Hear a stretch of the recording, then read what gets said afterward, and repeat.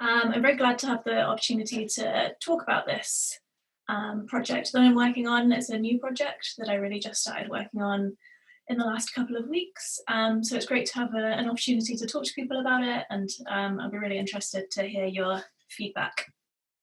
So what I want to talk about today is a type of project that I call a classificatory project in comparative cognitive science. So I'll start just by saying a bit more about what I'm talking about and why I think these are interesting. So by comparative cognitive science, this isn't kind of an ordinary term. This is a term I'm using to capture any kind of scientific research project that involves making or trying to establish comparative cognitive claims about non-human systems. So claims about the cognitive capacities of non-human systems and how they compare with human cognition. And I use this kind of broad term because I'm interested in comparative psychology, very obviously, but I think also these kinds of questions about the cognitive capacities of non-human systems also arise in AI. So I'll primarily be talking about comparative psychology here, but I think a lot of what I'll say has some application in artificial intelligence as well. And within comparative cognitive science, I'm interested in a particular kind of project, which I call a classificatory project, which is one that's concerned with questions like, does this non-human system have cognitive capacities of the same kind that we do? Do non-human systems have cognitive capacities like ours? And I call this a classificatory project, mainly for the sake of a label, just because it involves asking whether the cognitive capacities of non-human systems can be classified into the same kinds as ours. So these kinds of classificatory projects, I think, occupy a very prominent role in comparative psychology. A great many research programs in comparative psychology are structured around questions of precisely this kind. Does this non-human system, this animal, have episodic memory? Can it read minds? Can it count? Can it engage in causal reasoning? Can it do all of these things that we can? And to a lesser extent, I think these questions also structure some of our thinking about artificial intelligence. But these classificatory questions often give rise to a particular kind of often very unproductive debate. So I'll explain what I mean by talking about some examples. So one classificatory question we might be interested in is whether rats are empathetic or whether they have empathy. This is something that some comparative psychologists have been interested in. Now, on the one hand, it turns out that rats engage in certain kinds of prosocial behavior, which is sometimes taken to be evidence that they have empathy. So, for instance, they'll take certain kinds of action to release the conspecific from a restraining cage, no obvious benefits themselves, but they won't take similar action to open an empty cage or one containing a neutral object. So the researchers characterize this as empathetic behavior. They say that the rats are reacting here to the emotional state of the usually distressed, struggling conspecific with a view to benefiting their conspecific. But on the other hand, quite predictably, there are skeptics who respond that we don't need to characterize this behavior in terms of empathy. We don't know that it's an example of empathy. One objection is we don't know that the rat's behavior is really properly sensitive to the other rat's distress. To establish that, you'd have to show that if the caged rat stops exhibiting signs of distress, the other rat will not take action to release it, or that if the rat's distress would be alleviated by our subject moving away rather than going towards the cage, that the subject would go away from the cage rather than towards the cage. So we don't know whether the rat's behavior is kind of rationally sensitive to the caged rat's distress, and we'd need to establish that before we had grounds for saying that rats had empathy. But to this, of course, the optimists might reply, well, that's a very high bar. Even in humans, empathetic behavior might not display that kind of rational sensitivity to other individuals' distress. It might be that that kind of sensitivity calls on resources that rats lack. So maybe we shouldn't characterize empathy in this way. But at this point, it's no longer clear that there's a substantive debate being had. We might be inclined to say that what's going on here is that the skeptics and the optimists, as I've called them, aren't obviously disagreeing about the facts, they're just disagreeing about the use of the word empathy. And it's not clear that that's a particularly productive debate. It's not clear that that's something we can settle very easily or that would be worth the trouble of settling. So here's another example. Suppose we're interested in whether AlphaGo is an example of creative intelligence. AlphaGo, you might be familiar with. It's a computer program developed by DeepMind to play the game Go, and it beat the 18-time world champion Lee Sedol 4-1 in a highly publicized match. This was a huge milestone in AI research. But one thing that was very interesting about it was a move in the second game, that's now known as Move 37, which was so unusual that many people watching, many commentators and professional Go players characterized it as an example of creative intelligence. It was the kind of move that no human Go player would ever have made. But a skeptical person might say, well, according to one prominent account, creativity is the capacity to produce things that are novel, surprising, and valuable. And although we were surprised by AlphaGo's behavior here, we don't know whether that move was novel or surprising from AlphaGo's perspective, because AlphaGo played thousands of simulated games against itself. So it's unclear whether we should treat it as having produced something novel or surprising. But then someone might reply, well, that if an output fails to be novel or surprising just because its author has considered it in advance, then very little is going to count as surprising or novel. So it's not clear that this is the right way to think about what creativity is. But again, it's no longer clear that a substantive debate is being had here. It seems like the parties to this debate are disagreeing about how the term creative intelligence ought to be used and not really about the facts.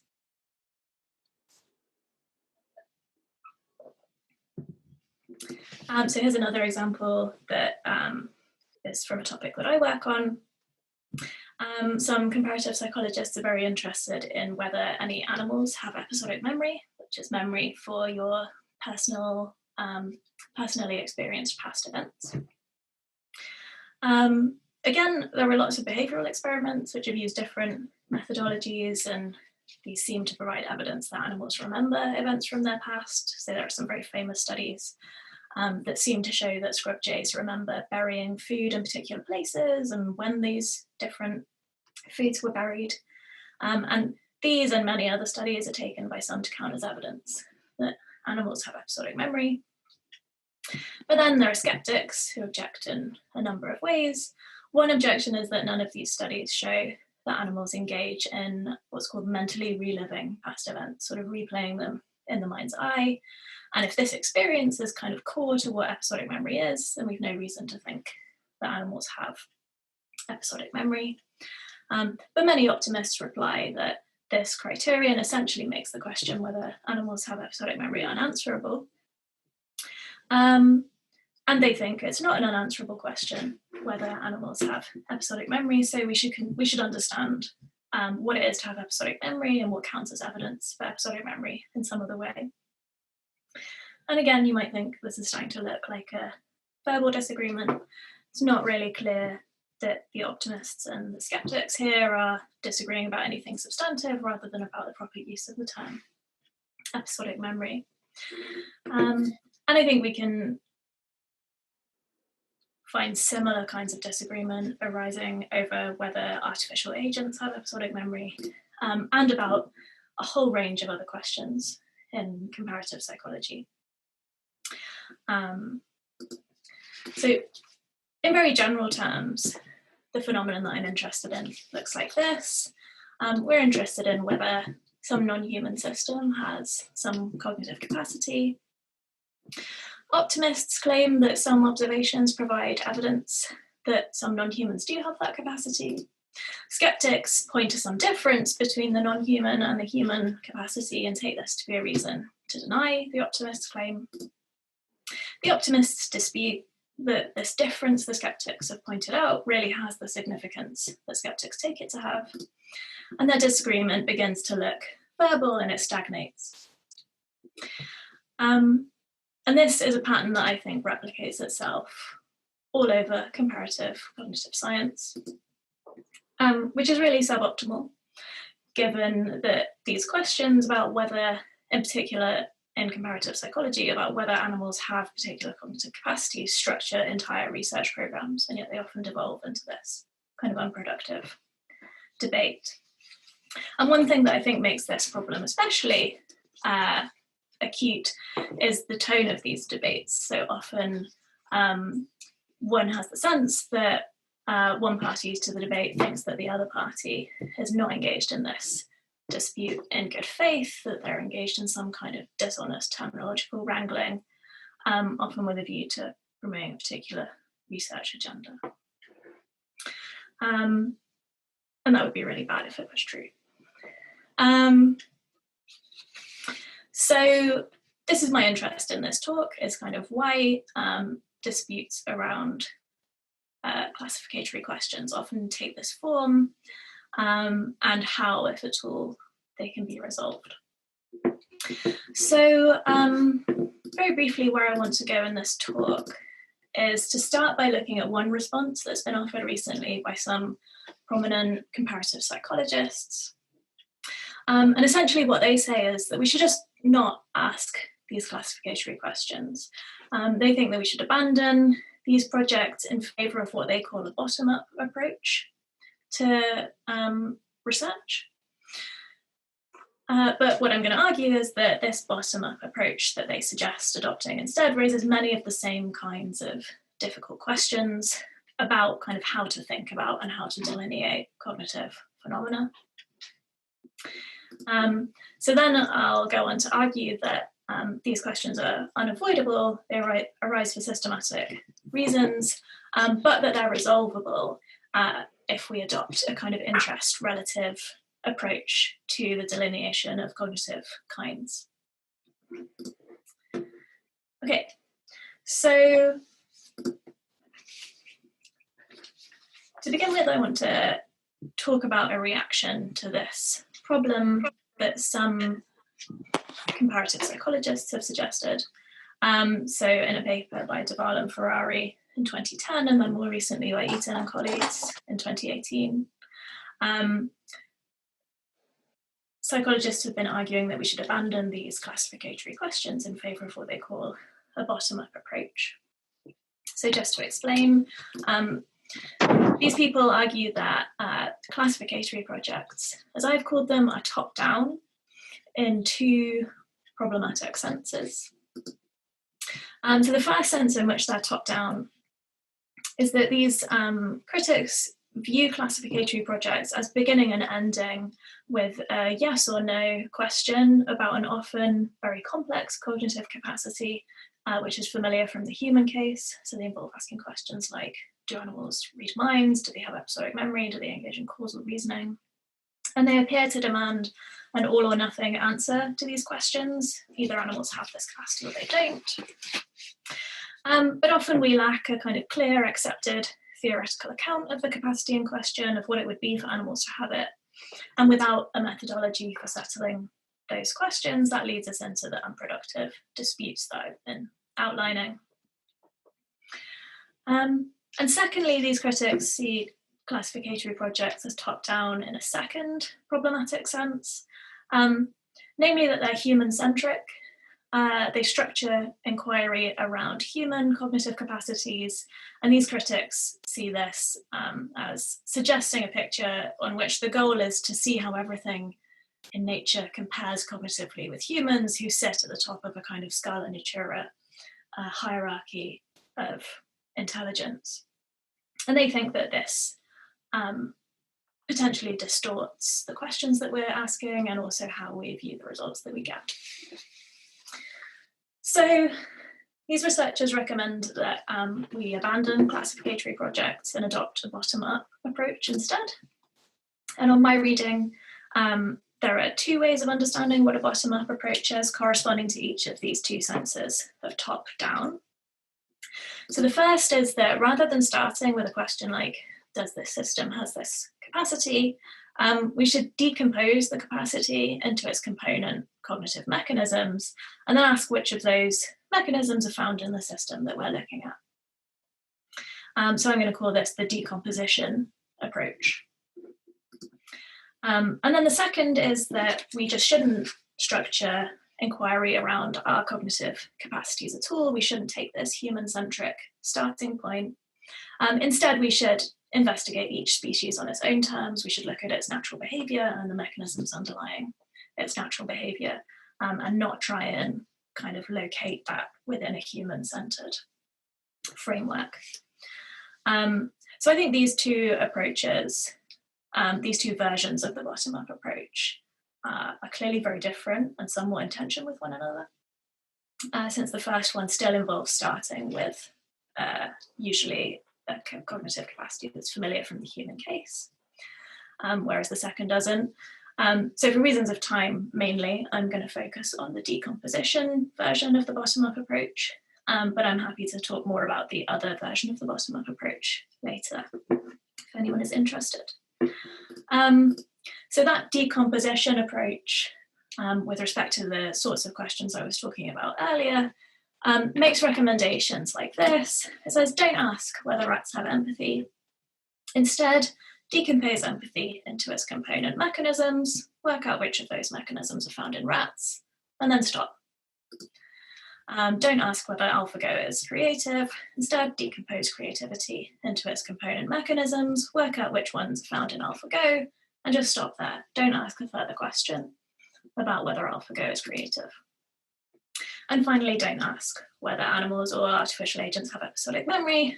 Let's just decompose episodic memory into its component mechanisms, find out which ones we find in animals and artificial agents, and leave it there.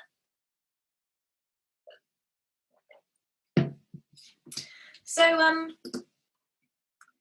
the first thing I want to note about this recommendation to abandon classificatory projects in favor of this decomposition bottom-up approach is that I don't think this recommendation is cost neutral. What I mean is, I don't think we can get everything that we could potentially have got from classificatory projects from this decomposition approach to research. So the decomposition approach, I think, is conceived with a particular kind of theoretical project in view. The idea is that if we take this approach, we stand to learn an awful lot about how human cognitive capacities evolved. So we take a human cognitive capacity, we decompose it into its component cognitive mechanisms, and then by finding out the phylogenetic distribution of those mechanisms, we can learn something about how and in what order the components of these capacities emerged, and potentially then drawing on background theory about the pressures that gave rise to them. And that's all very good. But I think that we ask classificatory questions about which animals have which cognitive capacities with a much wider range of interests in view than this. So for instance, it might be that we're asking about which animals have which cognitive capacities with a view to addressing ethical questions. We might be interested in establishing claims about animals' ethical status.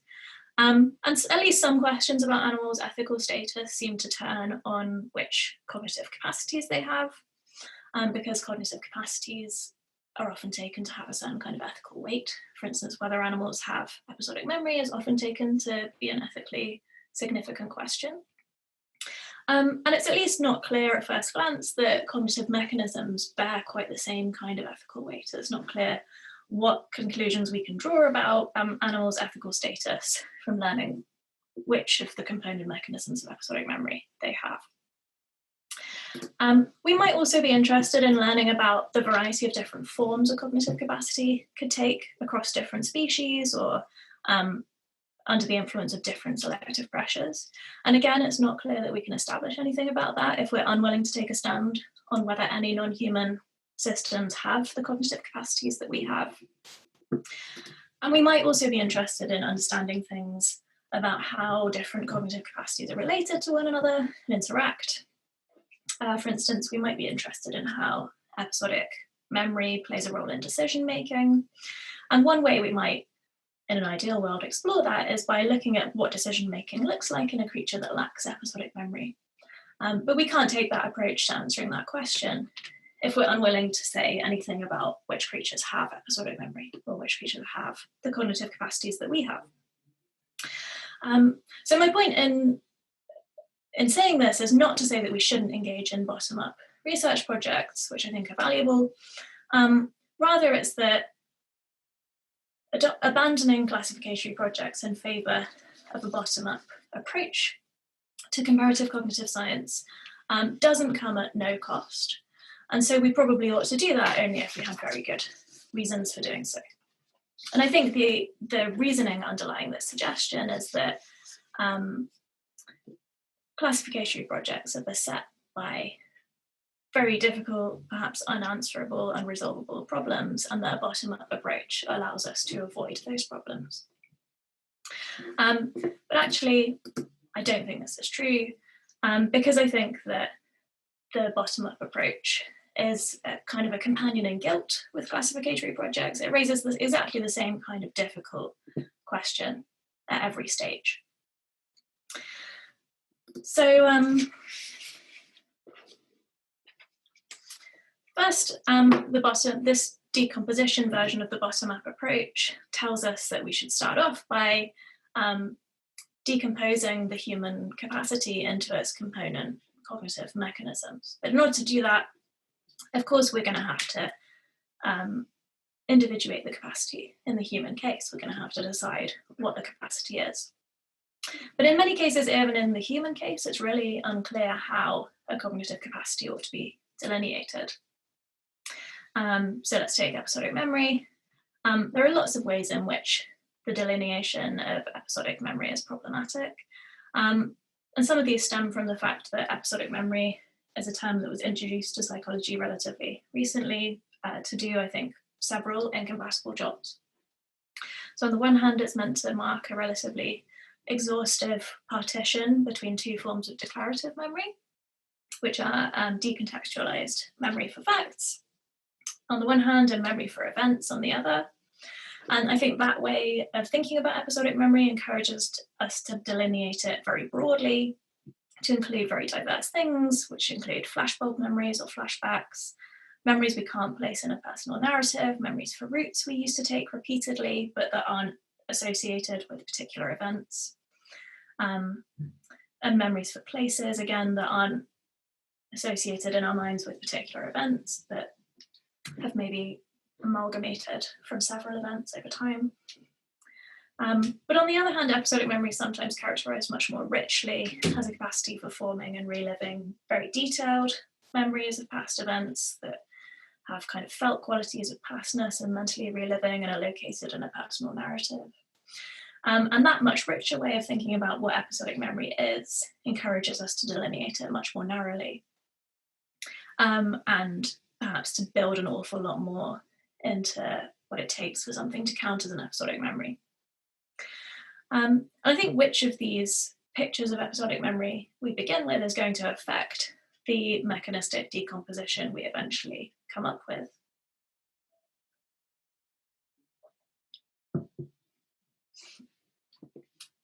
And it's not obvious which of these ways of thinking about episodic memory is the right one. So already we have a difficult question about how cognitive capacity should be delineated. But supposing we've settled that question, the next thing is to decompose this capacity into its component mechanisms. One very kind of natural way that we might go about doing that is to find a model organism that has the capacity and then try and understand the mechanistic underpinnings of the capacity in this target organism. So often we arrive at or increase our understanding of the mechanistic underpinnings of a capacity by looking at non-human creatures with that capacity. But on this bottom-up approach, we're not supposed to take a stand on whether any non-human creatures have the capacity, and so that way of finding out about the mechanistic underpinnings of a capacity is barred to us.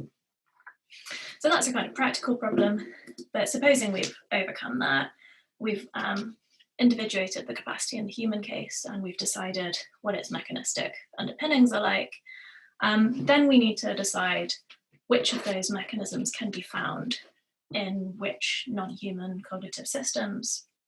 And this, again, I think is not an entirely simple matter, because it requires us to judge whether a mechanism that we've observed in humans and a mechanism that we've observed in a non-human are the same.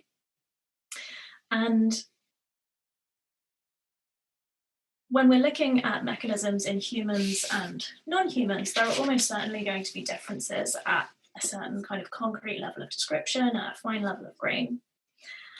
And how we, whether or not we judge that the non-human mechanism is the same as the human mechanism is going to be determined by how abstractly or concretely on the one hand, and how finely or coarsely on the other, we describe the mechanism in the human case. And it's not obvious that there is kind of a correct way of describing the mechanisms that underpin our cognitive capacities. And so it's not obvious that there's always a correct answer to the question of whether a non-human and a human mechanism are the same.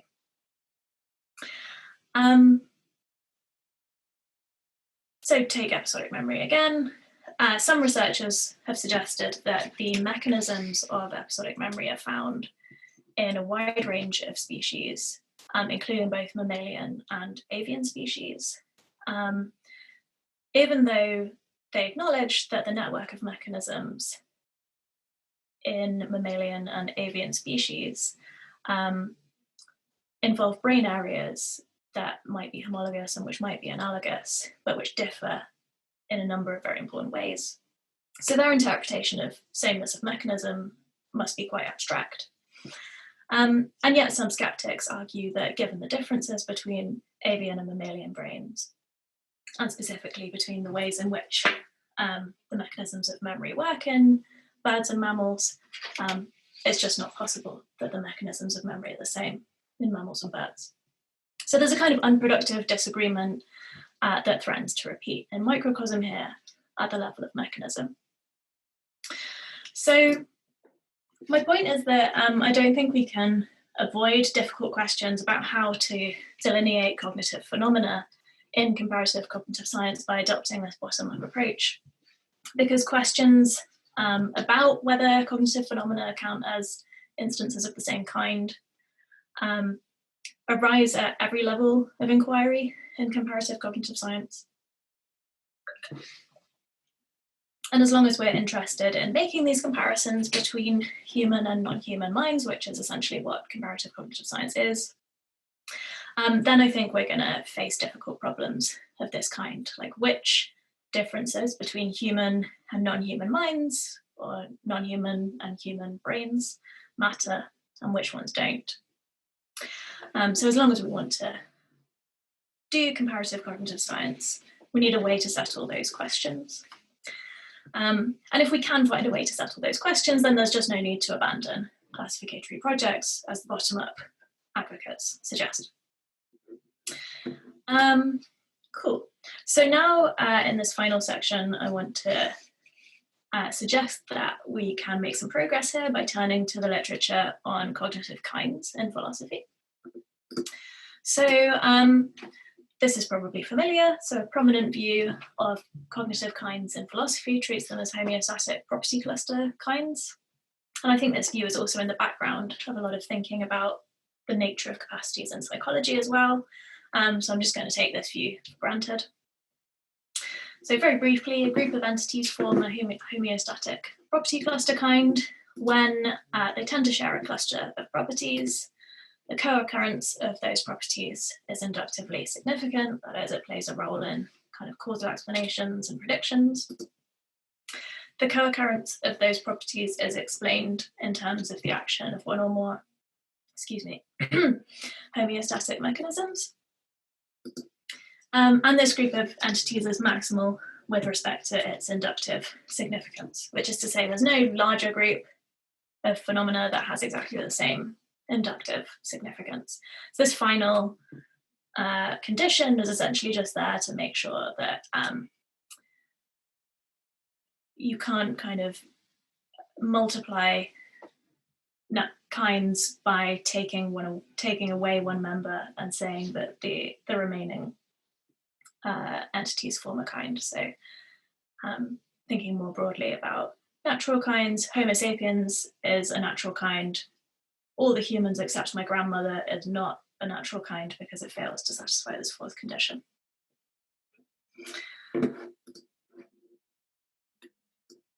So philosophers have often appealed to this homeostatic property cluster view to settle some difficult questions about the delineation of cognitive kinds, but primarily to settle whether certain groups of phenomena count as cognitive kinds or not.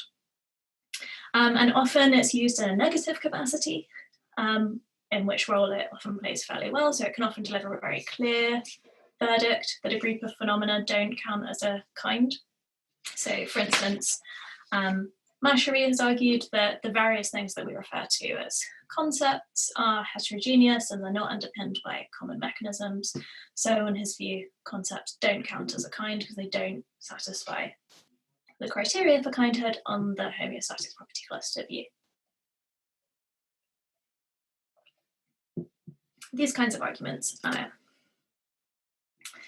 quite straightforward, and I think they might help us to resolve some of the disputes that fall out of asking classificatory questions in comparative psychology. So for instance, in some cases, it might turn out that the various things we have been talking about as though they were a cognitive capacity, in fact, aren't. So it might be that the various things that we refer to collectively as creative intelligence don't, in fact, constitute a cognitive kind. And in that case, I think questions about whether AlphaGo's behavior counts as creative intelligence probably ought to be dispensed with. But very often, I think we're not going to have that result. So very often, the things that we're talking about, like episodic memory, do seem like potentially bona fide cognitive kinds. And here it's less clear that the homeostatic property cluster view is going to deliver a clear answer to the kind of question that we're up against, which is essentially about whether something counts as a member of a kind. So although it might be a good view about what kinds are, as Henry Taylor puts it, it makes for a poor cookie cutter. It doesn't tell you exactly how to neatly segment the world into kinds and which things count as members of kinds and which things don't. And it doesn't do that for a few reasons. The first reason is that this view tolerates differences between members of a kind. It doesn't say that certain properties are essential in deciding whether something is a member of a kind, although it does say that some properties may be more important than others in determining membership in a kind. On this view, members of a kind have to be similar in certain ways, but often these similarities are along continuous domains of variation. So there might be indeterminacy about whether something counts as a member of a kind. And as Karl Craver has argued, we can't appeal unproblematically to mechanisms to tell us whether something is a mechanism of a kind, is a member of a kind, for precisely the sorts of reasons I've gestured at, namely that mechanisms themselves lack clear boundaries and clear individuation conditions. So I think it's a very general phenomenon that on the homeostatic property cluster view, there's likely to be some vagueness or indeterminacy about whether something counts as a member of a kind. But this difficulty about deciding whether something counts as a member of a kind, I think, is an issue that arises in an especially systematic and vivid way in comparative cognitive science. Because comparative cognitive science involves taking kinds that are familiar from human psychology and trying to put them to new theoretical use in new theoretical contexts.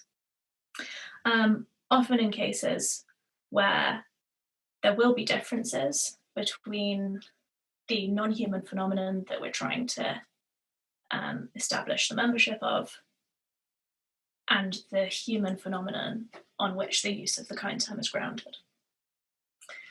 So in very general terms, comparative cognitive science presents situations like this. We've started off with a group of human cognitive phenomena, which we take to share membership in a kind. We label that kind K. So the kind could be something like episodic memory. We've decided this is a cognitive kind. And then we discover through behavioral experiments that non-humans have some cognitive phenomenon Y. And this phenomenon is similar to X in some ways, and the mechanisms that underpin X and Y are also similar, but there are also some differences at the level of both how the phenomenon works and the mechanisms that underpin it. And then we ask whether this new non-human phenomenon Y also belongs to the kind.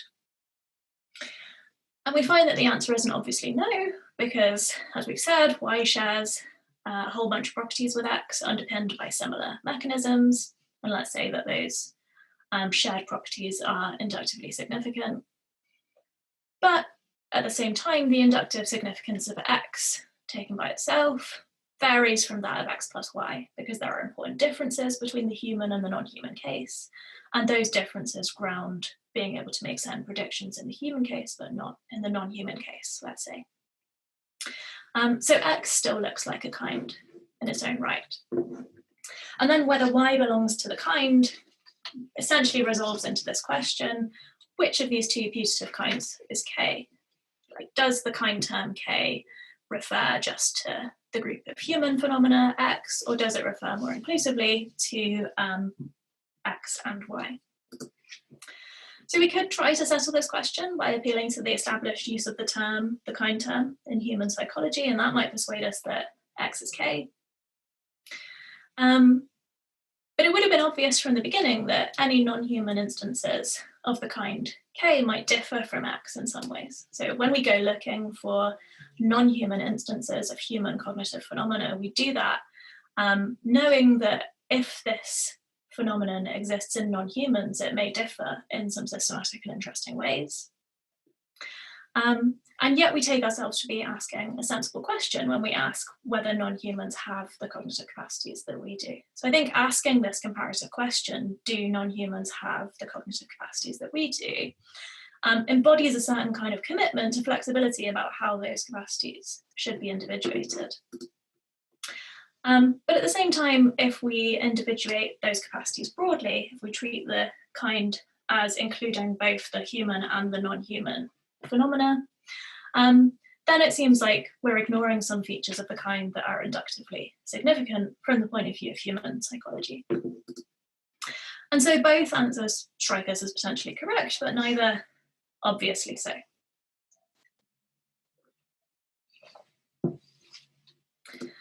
So I think this is exactly what we should expect, really, when we look at the original presentation of the homeostatic property cluster view.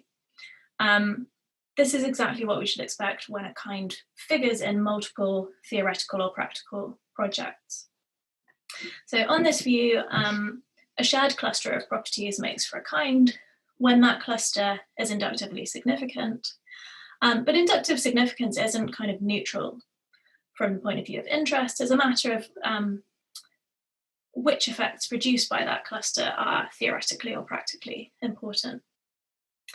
And how important each property in the cluster is in terms of deciding whether something counts as a member of a kind is also a theoretical matter. It depends on how important the effects predicted by that property are from the point of view of one's theoretical project.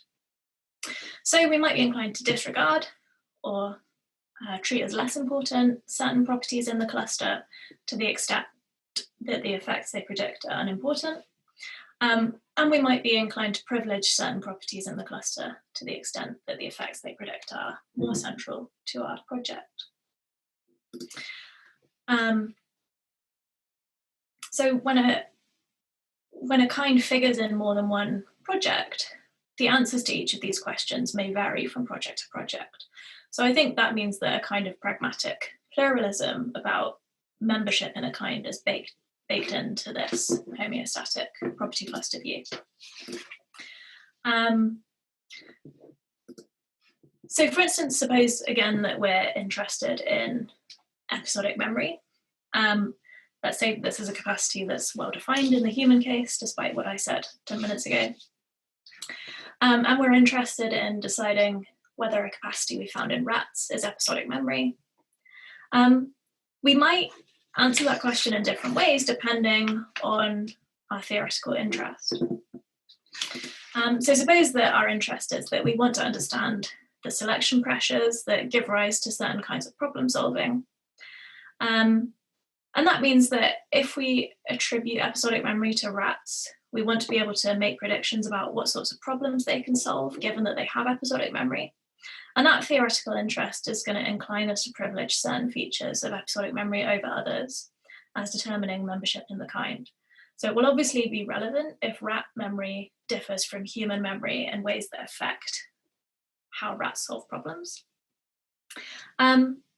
But suppose that rat memory differs from human memory in terms of what it feels like. Well, unless we think that the feeling of recollection is relevant to the role of episodic memory in problem solving, that's unlikely to matter from the point of view of this project. So we won't treat that as barring membership in the kind episodic memory. But on the other hand, we might be interested in whether rats' memory counts as episodic memory because we might be interested in rats' ethical status. And that project is going to encourage us to privilege features that are important for making generalizations about ethical status. So it might be much more important relative to this project, how rat memory feels. But it might be less important relative to this project if rat memory is not subject to the same systematic biases and errors as human memory. And finally, suppose that our interest is in developing pharmaceutical treatments for Alzheimer's.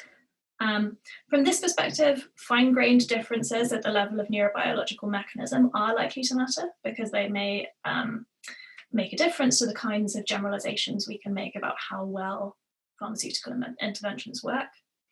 But many of the other things that I've just mentioned are less likely to matter.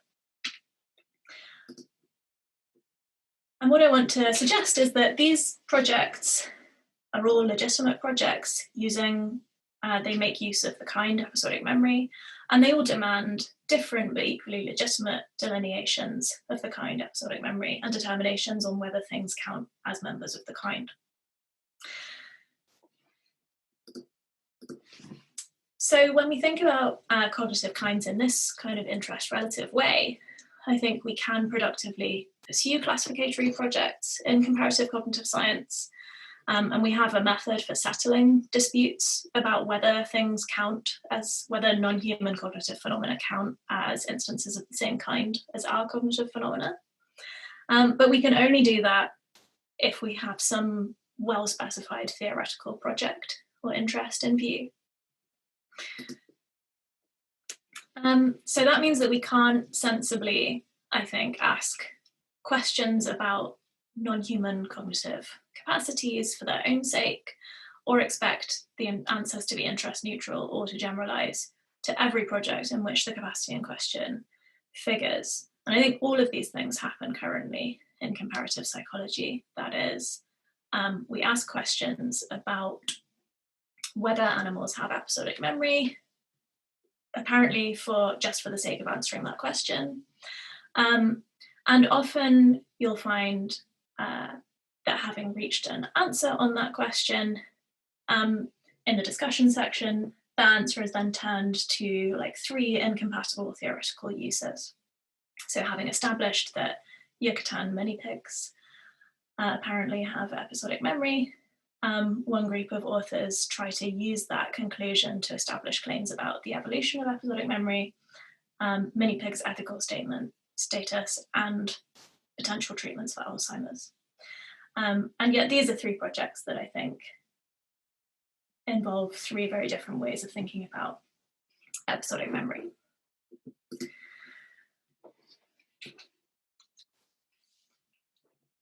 So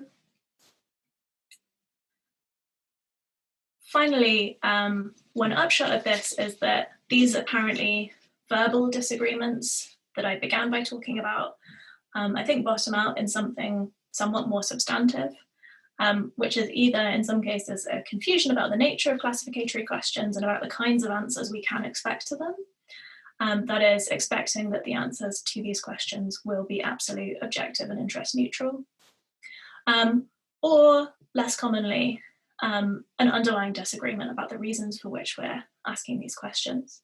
So sometimes one finds that one person takes a skeptical view because their interests are in the development of drug therapies, and yet optimists take a different view, but their theoretical interest is in establishing claims about the evolution of certain kinds of problem solving.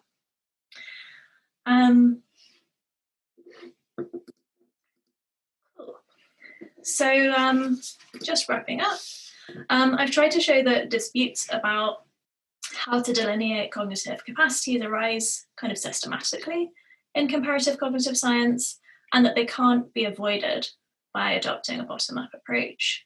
And I think these problems arise systematically because comparative cognitive science involves taking the kinds of human psychology out of their original theoretical home and putting them to new theoretical uses,